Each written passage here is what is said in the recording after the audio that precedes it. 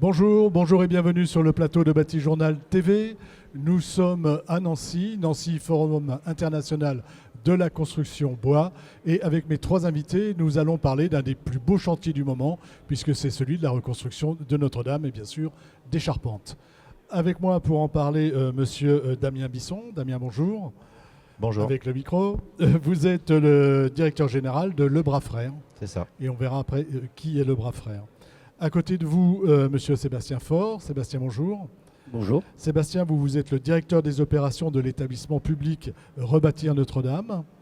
Et à côté de vous, monsieur Jean-Louis Bidet, vous êtes vous le directeur de l'atelier charpente des ateliers Perrault, c'est ça? Tout à fait. Je l'ai bien dit. On va commencer avec vous, Sébastien. Première question, je voudrais juste que vous nous rappeliez ce qu'est l'établissement public Rebâtir Notre-Dame. Oui, l'établissement public Rebâtir Notre-Dame a été créé fin 2019 avec comme mission principale de superviser la reconstruction de la cathédrale en 5 ans et également comme mission de valoriser les métiers d'art et les savoir-faire qui se déploient aujourd'hui sur le chantier qui est en cours. Qui est en cours. Et aujourd'hui, on va parler du savoir-faire des charpentiers. Justement, à propos des charpentes, quels étaient les grands enjeux de ce projet de reconstruction? Alors d'abord, l'histoire de la reconstruction de cette charpente, ce sont deux histoires différentes. Une histoire d'une charpente 19e, celle de la flèche et du transept, et une histoire de la charpente médiévale, celle du chœur et de la nef, avec un point commun atypique, à savoir que le maître d'ouvrage a fait le choix de fournir aux entreprises les bois nécessaires à la reconstruction de la charpente.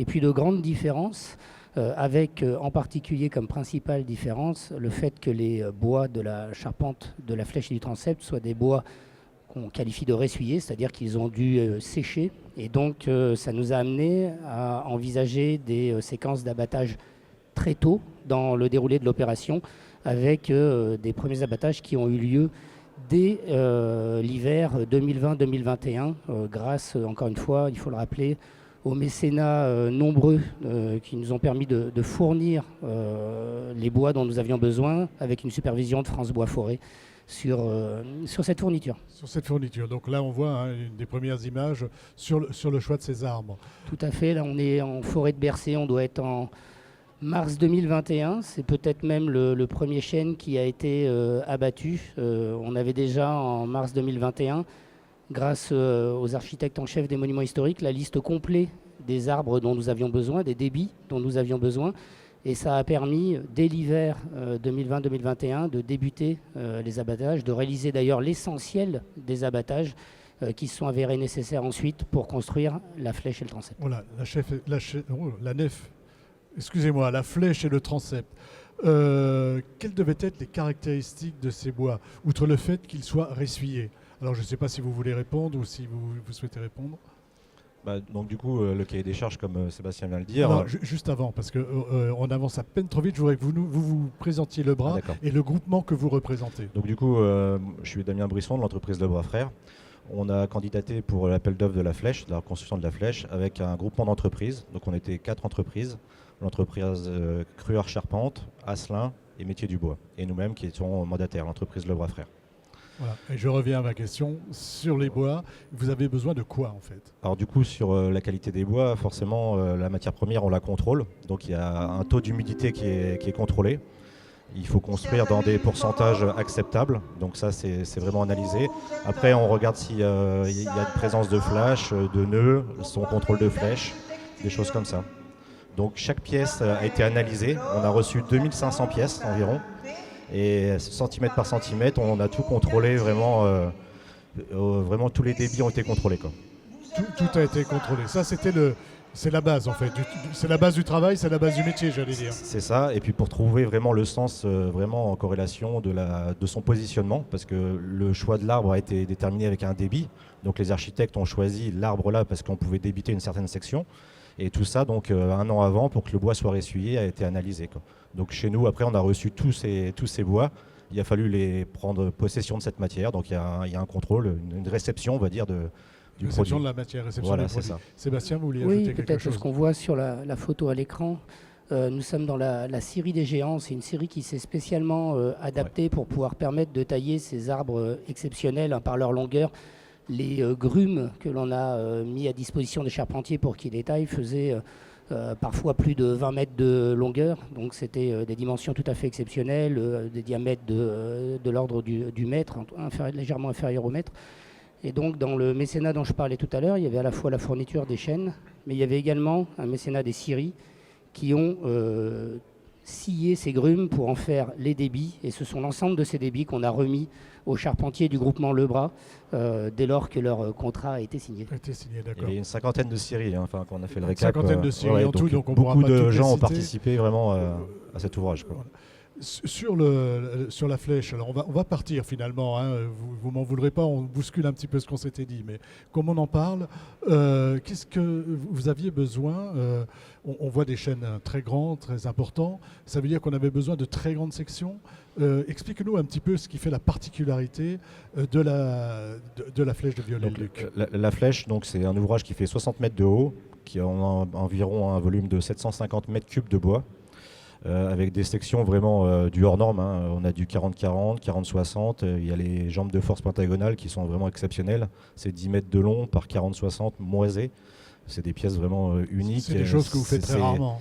Aussi gros, c'est du jamais vu, pourtant on en a fait beaucoup des projets, mais dans ces proportions-là, c'est vraiment unique. Voilà. D'accord, quelque chose d'unique. Pour vous, pour tout le monde, c'était quelque chose d'unique. Vous qui avez travaillé sur la charpente médiévale, sur la flèche, vous auriez d'ailleurs aimé y aller ?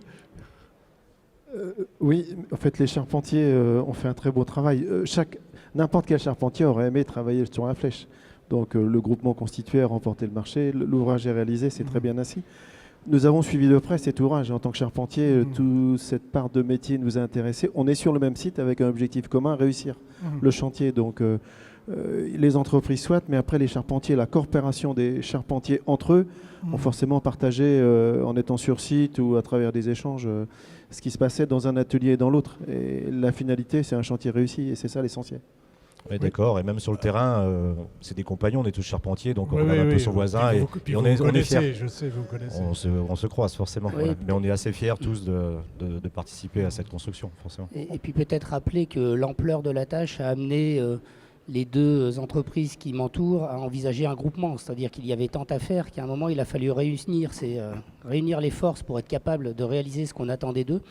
Ce qui est intéressant, ce qu'on voit sur la photo, on est à Briey, donc dans les ateliers de Bras Frères, et la particularité de ce groupement, c'est qu'il a fait le choix de réunir les moyens. Donc les hommes ont été réunis dans un même lieu, ont travaillé ensemble, ont taillé ensemble, et voilà, il y aurait pu avoir une autre approche qui aurait constitué à se séparer les parties de la flèche. Ils ont fait le choix de le faire ensemble et ça se sentait très fortement quand on allait les voir. Il y avait effectivement la cohésion des charpentiers dont Jean-Louis Bidet parlait. Ils ont été sans doute parfois concurrents, mais c'est une très bonne remarque et du coup il y a le cahier des charges qui était vraiment très serré. Et on avait un pic de 70 charpentiers à l'atelier. 70 personnes ont travaillé. Donc du coup, chez moi, j'ai pas tous personnel. Donc forcément, pour vraiment répondre, on s'est groupé avec plusieurs charpentiers pour vraiment relever le challenge. Ce qui a été fait. Et la petite particularité, c'est que vous aviez 3 boîtes, 3 sociétés, mais c'est comme si vous en aviez qu'une. On a mélangé le personnel comme s'il y avait juste une entreprise qui réalisait les travaux de Notre-Dame. C'était pas Lebras ou Cruard, c'était vraiment du partage. C'était du partage. On partageait les équipes. Voilà. Je reviens sur les caractéristiques techniques, on va dire, de cette flèche. Oui. Ouvrage exceptionnel, hein, vous venez de le dire, section exceptionnelle. Est-ce que ça veut dire qu'il y a eu un temps d'apprentissage, un temps de formation? Comment vous avez travaillé avec vos compagnons sur un ouvrage qu'ils n'avaient jamais réalisé et qu'ils ne réaliseront peut-être plus jamais? Alors du coup, même avant de commencer, donc on a fait tout ce qui est tracé des purs, mais avant de tailler les pièces, faire les assemblages, on a fait des petits exercices de contrôle pour vraiment refaire bien comme c'était à l'époque, pour vraiment assurer la taille, parce qu'on n'a qu'une pièce. Hein. Si elle est... Vous n'avez qu'une pièce, donc il ne faut pas la rater. Si elle est ratée, on n'en a pas une deuxième. Vous avez vu les arbres qu'il fallait, donc il y a un débit pour une pièce. Donc vraiment une grosse pression par rapport à la taille. Et du coup, on faisait des petits gabarits, des prototypes, on va dire, pour vraiment s'assurer que ça fonctionnait bien et puis que tout s'emboîte bien, quoi. Donc une grosse pression là-dessus. Ouais. Alors, ce qui est intéressant dans cette pression, en fait, les chaînes qui ont permis la réalisation de ces pièces avaient plus de 200 ans. Et en fait, la pression qui vient d'être exprimée, c'est la pression que chaque intervenant a exprimée à chaque phase. Les scieurs ont exprimé cette pression, le fait de ne pas pouvoir se rater. Là, au niveau de la taille, il y avait cette pression. Quand il y a eu le montage, il y a eu cette pression parce qu'il y a 200 ans de travail derrière pour réaliser cette matière première qui est indispensable à la réussite de ce projet. C'est une forme de respect en fait de la matière. On a vu l'assemblage. Malheureusement, on ne pourra pas tout détailler, mais donnez-nous un détail technique qui vaut ça. Sinon, posez problème, ou en tout cas, dont vous êtes très fier aujourd'hui, un détail de cette flèche, et après, vous me parlerez du montage. Par exemple, il y a le poinçon central qui fait 50 mètres de long, donc c'est 4 morceaux de 12 mètres. Donc c'est une pièce qui est vraiment travaillée avec des décharges. Donc il a fallu trouver un outil pour vraiment rouler la pièce. Donc c'est une pièce qui est un peu arrondie comme ça. Et c'est comme la colonne vertébrale de la charpente. Et ça, c'est vraiment un ouvrage très particulier parce que c'est un élément qu'on déplace d'épure en épure et qui nous permet vraiment d'assurer le traçage du volume, quoi, en fait. Voilà. Et tout a été monté et avant du coup, l'atelier. comme vous voyez sur la photo, là, on a fait aussi donc une mise sur ligne, mais également des montages à blanc pour vraiment simuler la mise en place des pièces l'une dans l'autre et puis vraiment faire l'exercice après sur le terrain parce qu'après, comme vous voyez sur le site, donc là, voilà, vue aérienne, c'est la partie du tabouret. Donc on avait fait ce montage-là à blanc pour... Le tabouret, pour ceux qui ne sauraient le pas. tabouret, c'est vraiment l'assise de la flèche, c'est le départ, c'est les quatre pieds. Voilà, c'est ça. Donc toute la descente de charge se fait dans ces 4 angles de la croisée, quoi. Donc c'est vraiment c'est la première en rayure, quand je parlais tout à l'heure d'une pièce de presque 1 mètre de haut, parce que c'est 3 couches qu'on empile, 3 poutres qu'on empile l'une sur l'autre. Et voilà, ça fait 1,30 m de haut, donc c'est vraiment très spectaculaire. Là, vous aviez les demi-fermes périphériques. Donc pareil, c'est un levage qu'on a essayé de faire préassembler au maximum, pas faire du pièce par pièce, pour essayer aussi de sécuriser le travail sur le terrain. Donc il y a des mesures complémentaires de renfort qui ont été faites pour pas qu'il y ait de casse, parce qu'autrement, ça, c'est la catastrophe. Oui, pareil, zéro casse. Donc on a moisé, on a fait des renforts pour vraiment amener cette pièce-là dans cette masse d'échafaudage. Petite parenthèse, l'échafaudage aussi qui nous a bien, permis de travailler en sécurité, ce qui est spectaculaire aussi, hein. Il monte avec nous jusqu'à 100 mètres de haut, il est autostable, il s'appuie sur nulle part. Et heureusement qu'on avait cet ouvrage-là, donc un grand merci aussi à Europe Échafaudage de sa participation.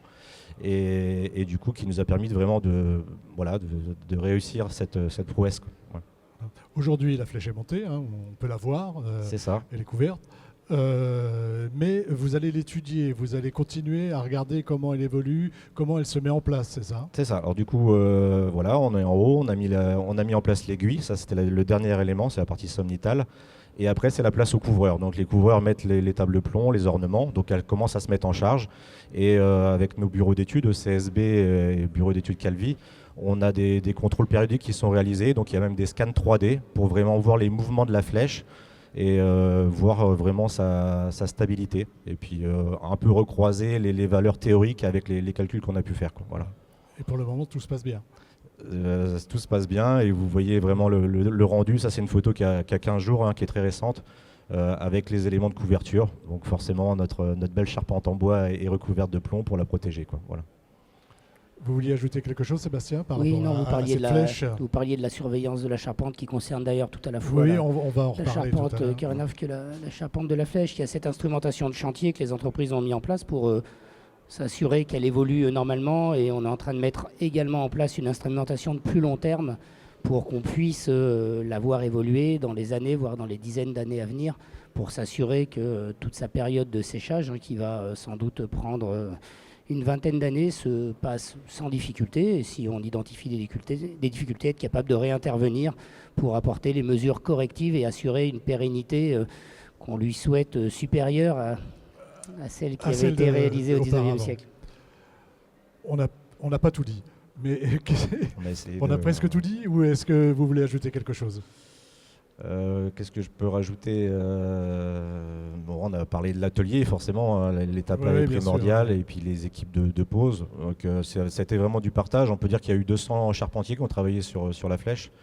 On a essayé de faire tourner tous nos effectifs dans toutes nos sociétés, un peu des gens d'extérieur également, des apprentis. Enfin, on a essayé vraiment de partager un peu ces moments-là qui sont uniques. On s'en souviendra toute notre Oui, vie. ça c'est pour toute la vie. Aussi haut, aussi important. Donc voilà, on est très fiers de la réussite du groupement. En tout cas, voilà, c'était vraiment, on a appris à se connaître aussi. C'était pas sur le papier, on répond à un dossier, mais après, on vit ça tous les jours et ça s'est très bien passé. Vraiment une bonne cohésion et du partage, quoi. Voilà. Bravo, merci. Et on va partir avec la charpente médiévale. Alors je ne sais pas où on en est dans le déroulé des photos, mais on va faire un peu la même chose. On va partir en forêt d'abord. Oui, tout à fait. Vous voyez, le Je reviens déroulement vers des vous après, photos est idéal, puisqu'effectivement, on se retrouve à nouveau en forêt. Alors on se retrouve en forêt, mais on se retrouve en forêt à l'automne 2022. Tout à l'heure, je vous disais mars 2021. Là, c'est l'automne 2022. Et je vais laisser assez rapidement la parole à Jean-Louis Bidet, parce que, au contraire de ce qui a été fait pour la Flèche, là, le choix des chaînes a été vraiment un travail partenarial intense. Il y avait peu de temps, un petit trimestre, et entre l'ONF et le groupement Atelier Perrault, Atelier Démon. Je veux juste quand même indiquer, quand on parle des grands enjeux, on avait indiqué sur la Flèche la nécessité de pouvoir abattre très vite. Pour le chœur et pour la nef, la maîtrise d'œuvre, Rémi Fromont en particulier, souhaitait réellement qu'elle soit taillée à la main. La taille manuelle était un enjeu essentiel Important, qui était dans les cahiers des charges, et on avait quand même une préoccupation de savoir si ce savoir-faire à l'échelle d'une telle charpente existait encore.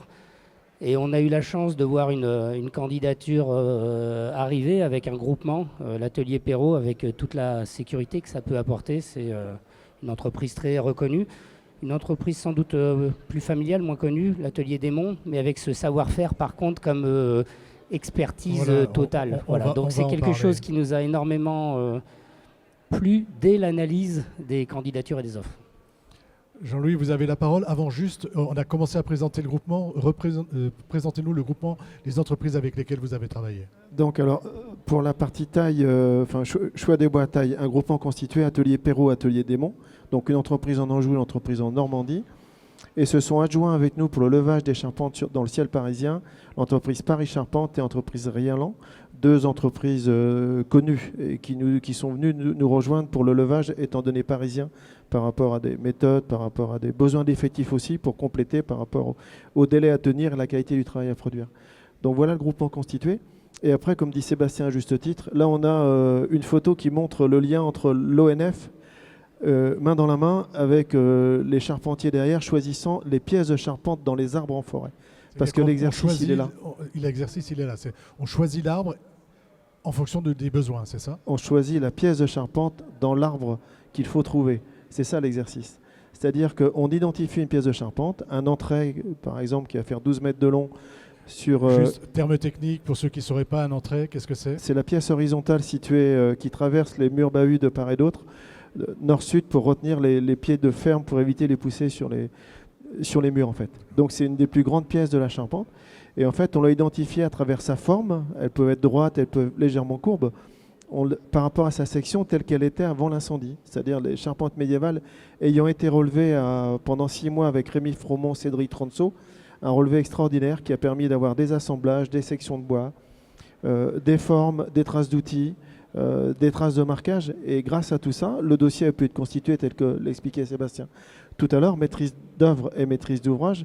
On est ressorti donc toutes les singularités des pièces de bois dans les charpentes médiévales avec les sections, les longueurs. À partir de ça, on est allé en forêt, travailler avec l'ONF dans les forêts domaniales pour choisir ces fameuses pièces de charpente dans des arbres.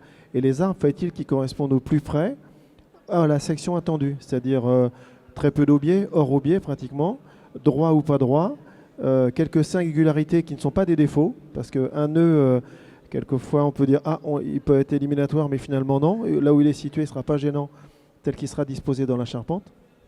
On a passé 4 mois, des très bons moments, automne, hiver, l'année dernière, à choisir les 1300 arbres qu'on a eu besoin pour la nef et le chœur de Notre-Dame. Donc en fait, pour schématiser, vous saviez quelle pièce exactement vous vouliez, vous saviez exactement quelle forme elle devait avoir, et c'est ce qui vous permettait de choisir l'arbre. Oui, tout à fait. Et donc ça pouvait être dans la forêt de Troncet, la forêt de Bercé, Bellem, ou 4 ou 5 forêts principales sur le territoire, plus quelques forêts privées qui se sont adjointes et des arbres de différentes longueurs. Sachant qu'une pièce de charpente, elle est faite dans un même arbre, dans sa section, c'est-à-dire ce qu'on appelle le bois de brun, le cœur en son milieu, assurant une bonne tenue de la pièce sur l'instant et dans le temps, parce que c'est du bois vert. On abat des arbres qui sont à un taux d'humidité très élevé, autour de 70%.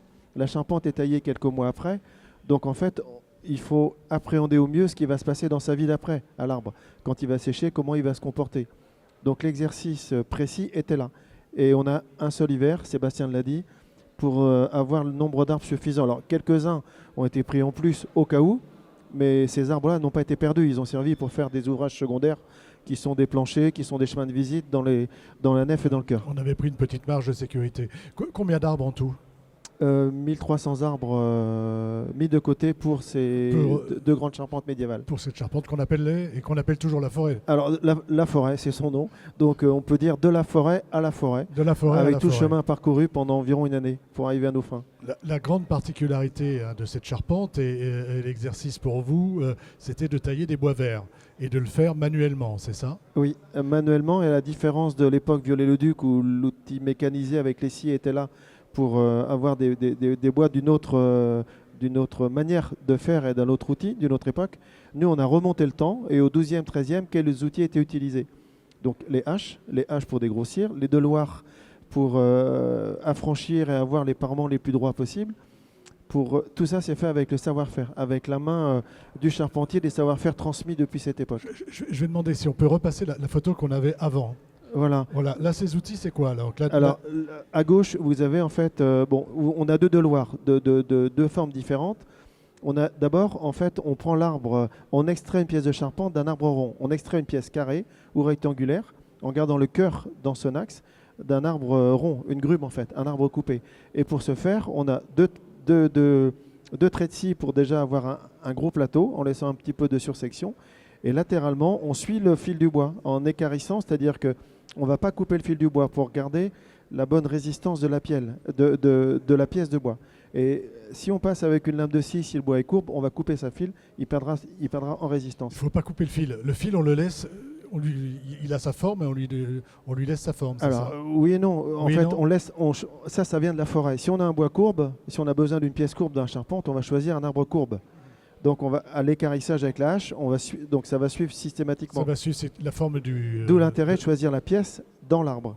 Et on ne prend pas l'arbre pour faire la pièce. Il faut remonter au tout début. C'est ça l'exercice. Les haches que vous voyez ici, on a fait réouvrir avec des partenaires, la Maison Luquet et 5 autres Thaïlandiais en Alsace. Ils se sont réunis pendant 3 mois durant pour faire 60 haches identifiées Notre-Dame. Alors elles sont identifiées à plusieurs titres. Il y a les poinçons du maître d'ouvrage, du maître d'œuvre et le poinçon des 4 Thaïlandiers. Les poinçons aujourd'hui sont mis de côté, il n'y aura plus de haches qui seront refaites. Elles sont sacralisées Notre-Dame. Elles seront où ? Elles seront chez vous, dans différents endroits dans bien différents connus, endroits qui seront connus et qui seront connus plus tard. Elles vont prendre de la valeur avec le temps qui passe. D'accord. Historique. Donc, on a bien compris, hein, vous travaillez des bois verts. Oui. Il y a eu le rôle d'une association qui s'appelle Charpentiers sans frontières, je crois. Quel a été son rôle ? Charpentiers sans frontières, donc initié par François Calam, oui. bien connu, qui a beaucoup œuvré pour Notre-Dame, et qui a activé cette association pour conserver et développer ses savoir-faire de taille manuelle à la hache. Ça remonte assez loin. En 1992, François Calam, qui se posait des questions par rapport à ces savoir-faire-là, en France, qui était endormi, voire même qui n'existait pratiquement plus. Il y avait une personne reconnue qui n'était pas de nationalité française d'ailleurs, a décidé d'aller observer dans le centre de l'Europe ce qui s'y passait. Des pays qui n'avaient pas eu la révolution industrielle comme nous au 19e, donc qui avaient gardé beaucoup de haches dans leur caisse à outils, ils continuaient à faire ce savoir-faire. Nous, Atelier Perrault, nous faisions partie du voyage. Enfin, l'histoire est ainsi faite. Donc avec François Calam, nous sommes allés, on a recensé certaines choses. Le temps est passé, et puis l'Atelier des Monts, donc, qui est avec nous, a été très acteur dans Charpentiers sans frontières pour faire des chantiers écoles, transmettre ses savoir-faire à des plus jeunes, à des artisans, en France et à l'étranger. Nous les suivions de près. Et le fait qu'on se soit associé pour mener à bien, pour concourir d'abord, en disant nous pensons que nous pouvons restituer Notre-Dame telle qu'elle était, Maître d'ouvrage nous a fait confiance, ce qui a fait qu'on a pu reproduire ces deux grandes charpentes au plus près de ce qu'elles étaient à l'origine. Parce que les haches, on les voit, les de Loire, en fait, l'exercice, c'est de tailler du bois au plus près, mais de laisser une trace d'outil visuel sur la pièce de bois qui corresponde vraiment à ce qu'était Notre-Dame avant l'incendie. Voilà, on a le même aspect. La même texture, La même aspect. texture, le même, on dirait design aujourd'hui. Voilà. Je ne sais pas comment on disait au Moyen-Âge. Oui, derrière toute cette explication, il faut comprendre que ce n'est pas juste le respect de l'histoire. Il y a une volonté technique, un intérêt technique à cette taille manuelle. Jean-Louis le disait, le suivi du filet, il y a un rendu esthétique qui est propre à cette taille. Voilà, donc ce n'était pas juste pour du folklore. C'est pas juste pour le geste. C'était une nécessité nécessité architecturale et une nécessité technique d'avoir recours à ces systèmes. Et ça justifie, je poursuis Sébastien, ça justifie le fait de reproduire ces charpentes telles qu'elles étaient avant incendie dans tous ses sens. C'est-à-dire que le choix du bois en forêt, la forêt française dispose des bois de sections, de longueur ou de forme capables de reproduire ces charpentes-là. Le savoir-faire existe dans nos entreprises, que ce soit Atelier Perrault, que ce soit d'autres ateliers sur le territoire qui font partie du groupement dont Damien parlait tout à l'heure, d'autres artisans dans différentes parties de la France. Les outils, on les connaît, on les a reproduits. Dessiner la charpente, on sait le faire avec des épures, donc un tracé empirique qui existe, qui est propre au métier de charpentier. Et puis l'exercice qui a été fait, c'est de calculer Notre-Dame dans sa résistance technique pour savoir comment elle se comportait. Empiriquement, elle a tenu 800 ans environ. On l'a calculée en bois vert telle qu'elle est aujourd'hui, et on a fait une projection en bois sec dans quelques dizaines d'années pour voir comment elle se comporterait. Et entre les deux, il y aura une surveillance. Et on s'est rendu compte qu'elle tient, elle tiendra. Les assemblages, ils sont tous bois et bois, que des chevilles ou des assemblages de pratiques et fonctionnels. Il n'y a pas d'éléments métalliques dans cette charpente. Zéro élément métallique. Elle est reproduite à l'identique. On peut dire ça ? Alors, identique, c'est jamais identique, c'est identique en tout point. Disons le plus fidèle possible. Le plus fidèlement possible. Et le travail qui a été fait pendant toute la phase d'étude avec le maître d'ouvrage et le maître d'œuvre, c'est-à-dire ça, on a dû faire environ 1000 plans et dessins. Chaque assemblage a été étudié par rapport au relevé photographique, au relevé de Rémi Fromont, Cédric Tronceau, aux ortho-images. Il y a eu des allers-retours, il y a eu des séances de travail, mais pour être le plus fidèle possible, pour ne pas se dire, une fois que la charpente est montée, ah, on est passé à côté de quelque chose. Là, on a évité ça, ce qui fait qu'on est le plus fidèle possible, on pense en tout cas, par rapport à ce qui existait avant. Le plus fidèle possible. Rapidement, une question, la même que j'ai posée tout à l'heure à Damien. C'est un point très particulier de cette charpente, quelque chose qui vous a impressionné, on va dire, en la faisant ou en la... Je dirais deux choses. On s'est mis dans les pas de ceux, on a essayé en tout cas de ceux qui l'avaient construit avant nous, avec les techniques les plus proches de ceux qui existaient. Non, ce que je retiendrai dans cette charpente, c'est les gens qui se sont réunis, ça a été dit pour la flèche. Et nous, en fait, dans l'atelier pour équarrir le bois, vous imaginez transformer 1300 arbres en autant de pièces de charpente. Ça a nécessité comme travail à la hache 4 mois pendant 20 personnes en Anjou et 20 personnes en Normandie. Donc, du matin au soir, vous imaginez un atelier, vous entendez des bruits de hache pour équarrir, la de Loire avec un bruit qui siffle un petit peu plus sur la face des bois. Vous sentez le chêne. En fait, c'est une période qu'on a connue intense parce qu'on peut être amené à faire des chantiers de cette technique, mais petite taille. Mais celui-ci est hors catégorie. Donc, ça réunit des gens sur un savoir-faire. Et les uns les autres peuvent se dire on y était. Et en fait, avoir participé à ces techniques anciennes, c'est extraordinaire. C'est déjà ça, c'est ça l'extraordinaire. On n'arrive pas tout à fait au terme, mais on avance bien dans notre émission. Il y a une question qu'on s'est posée. C'est comment on relie en fait cette charpente médiévale et la charpente du 19e. Comment ça s'est passé ? Expliquez-nous tous les deux. Hein, oui, à un moment, forcément, moi je suis au milieu. Et puis il y a un moment, vous venez vous. Et puis vous on doit se dedans, greffer. Hein. Donc forcément, il y a toute la période de préparation où il y a eu des plans qui ont été faits avec des lignes de trave et puis des épures. Et tout ça a transité entre nos deux lots et puis pour vraiment relier nos deux charpentes, quoi. Vraiment avoir le nu du fêtage et des égouts. Et comme ça, pour que la concordance soit parfaite. Donc c'est ce qu'on a fait ce travail-là voilà, en toute intelligence pour vraiment pour la bonne réussite, quoi. Voilà. Techniquement, c'était simple à réaliser ou je parle de s'assembler. Bon, les charpentiers savent travailler ensemble. Il y a le travail bureau d'études, mais tout ça sous l'œil vigilant de la maîtrise d'ouvrage, maîtrise d'œuvre. Il y a eu beaucoup de réunions techniques sur site, oui, mais dans nos ateliers. Et en fait, ça a été des moments que ce soit en forêt, et jusqu'à là on est l'abside avec, c'est toujours un petit peu spectaculaire de voir tous ces éléments rayonnants. On est dans le cœur de Notre-Dame, donc avant que les chevrons qui vont supporter Voilà, la là, on a des couverture soient chevrons qui posés. vont venir ici. Voilà. Moi, je ne sais pas si j'ai utilisé le bon Comment terme. J'ai Là dit chevron, c'est pas bon. Hein. Si vous envoyez Si. à gauche en fait, D'accord. à gauche et à droite, Ok, à gauche et à droite. la dernière ferme complète, avant qu'en fait toute la partie rayonnante, gironnante, va tourner et vienne s'assembler comme ça. Donc ce que dit Damien à juste titre, c'est qu'on sait travailler ensemble, il y a des points de vérification à faire. Bon, et puis il n'y a pas de raison de se tromper. Il n'y a pas de raison de se tromper. Ça a marché. On Voilà. sait faire. Et puis il y a d'autres lots, hein. Il y a le tailleur de pierre, on a parlé d'échafaudage, il y a le couvreur, Oui, donc bien il sûr, y a des on a- synthèses techniques avec d'autres lots qui sont très importantes aussi. On n'a quoi, pas voilà. parlé de toutes les interactions qu'il peut y Mais avoir tout avec est lié, donc, les différents. Mais ça, beaucoup on peut d'alertes. faire une émission qui dure toute C'est aussi une important. journée. Moi, je suis preneur, hein, si vous voulez. Mais vous savez, les gens sur un lieu comme Notre-Dame, que ce soit un tailleur de pierre, bah voilà, on voit les chevrons monter donc avec. Bah voilà, Oui, l'abside on est- voit l'abside est bien, hein, complète. la- Vous voyez la partie circulaire, donc chacun a cœur de réussir son ouvrage et d'être bien avec les autres métiers, les autres corps d'État. Donc le matin, ils se voient les gars, ou dans la journée, tiens, il y a un sujet, est-ce qu'on peut regarder? Et quelquefois, il peut y avoir des petits problèmes qui n'en sont pas. C'est juste une vérification et le chantier continue et ça va. C'est très prégnant sur cette opération. On se retrouve sur d'autres chantiers, mais il y a quand même un effet Notre-Dame, une envie de participer à cette œuvre, de la réussir. Oui, j'imagine. Un challenge calendaire aussi, et ça s'est fortement senti avec les charpentiers, ça se sent aussi avec les autres corps de métier. Donc ils ont été notre locomotive en 2023. On a un train qui est bien lancé maintenant. Il nous reste 8 mois pour arriver à la gare, et on a encore fort à faire, mais on est confiant, et on leur doit beaucoup pour cette confiance. J'ai une dernière question pour vous, Sébastien. Puis après, on fera un petit mot de la fin pour chacun. Mais Notre-Dame a brûlé, hein, en avril 2015. Et est-ce qu'on va la protéger, cette charpente, par un système de protection incendie? Est-ce qu'on a prévu des éléments coupe-feu? Expliquez-nous un petit peu ce qu'il en est.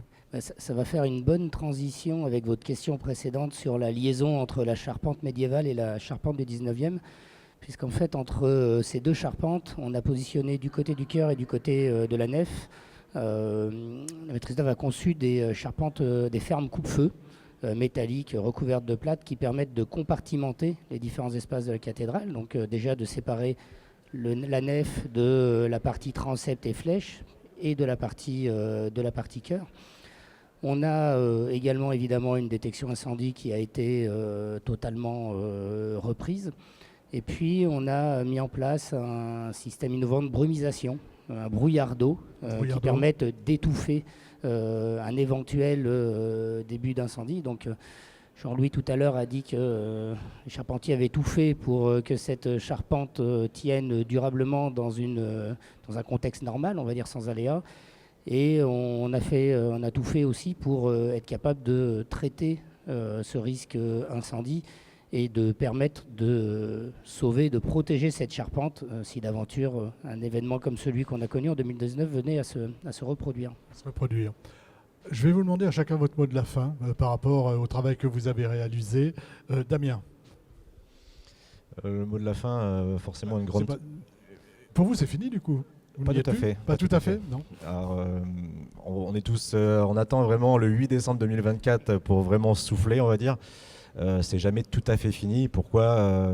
Juste pour la petite histoire, c'est qu'il reste quelques pièces en pied du tabouret qu'on n'a pas pu placer tant qu'il y avait l'échafaudage. Il y avait des collisions de pièces encore, certaines pannes qui n'étaient pas encore positionnées. Donc du coup, c'est en train de se faire. Et puis après, toute cette phase de contrôle qui est encore là aujourd'hui. Et non, une grande fierté d'avoir réussi ça dans un timing très serré, parce que c'est vraiment la contrainte forte, hein, c'est le planning.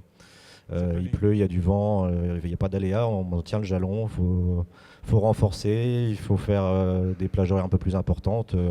Tout le monde a joué le jeu, c'est plutôt bien passé. La sécurité, c'est aussi très important, hein.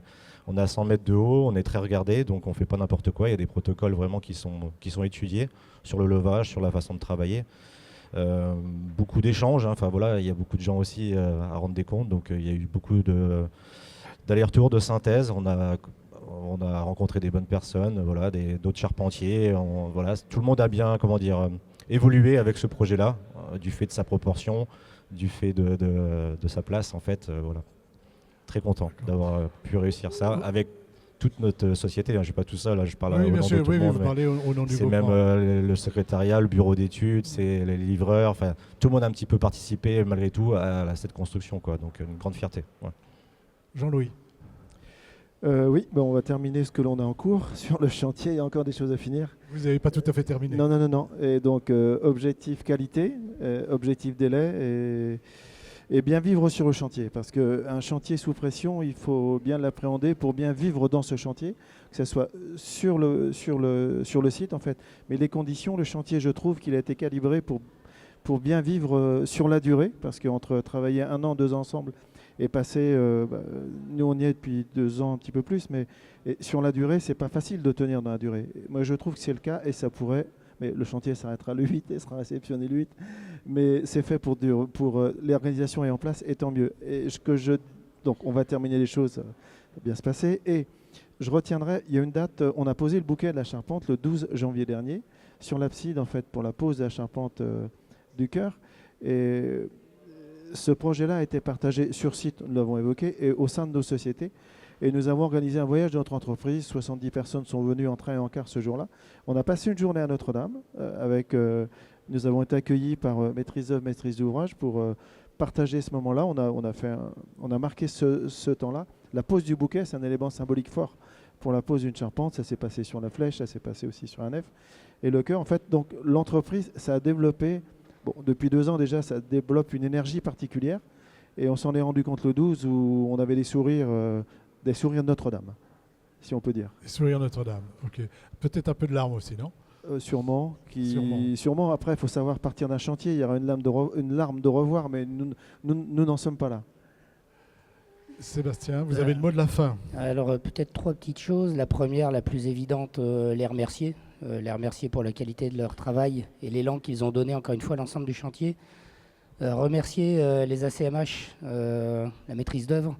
Ils étaient là dès 2019, le lendemain de l'incendie. Les entreprises sont arrivées en 2022 et entre 2019 et 2022, il y a un travail énorme qu'on voit moins, qui est ce travail d'étude, ce travail de compilation historique.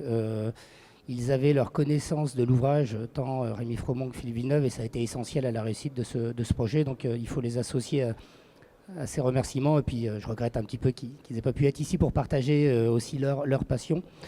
Le deuxième point, c'est que la charpente est terminée, mais d'une certaine manière, elle débute, elle est en place. Donc il faut aussi savoir tenir compte des expériences du passé.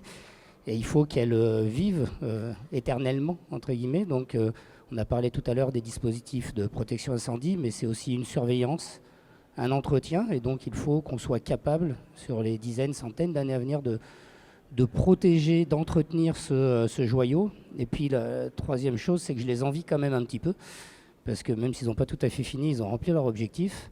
Et nous, on a encore 8 mois intenses. On y arrivera et on aura la même fierté que le 8 décembre.